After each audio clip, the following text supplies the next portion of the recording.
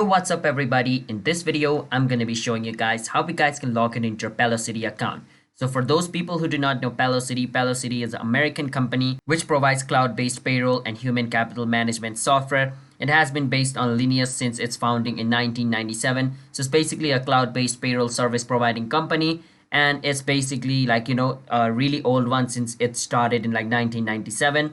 So basically that's what a short description of Paylocity is. They also have their own app which you can download, or you can watch our video where we teach you guys how you guys can download it. All right, now let's get straight into the point. Now the first step is just don't forget to hit the like and subscribe to our channel step for future videos like this.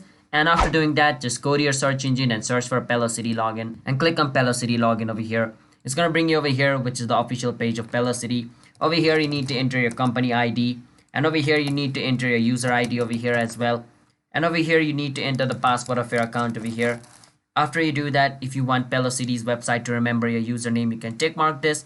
Basically, your username will be stored over here on their cloud. And whenever you come to access.paylocity.com, your username is going to automatically be entered, which means you can just enter the password of your account in order to log in into your account. That's what ticking mark this does.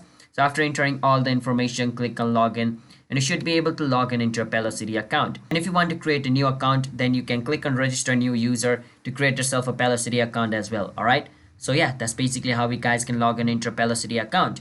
So if you guys found our video helpful, then don't forget to hit the like and subscribe to our channel step. I'll see you guys next time. Bye bye until then.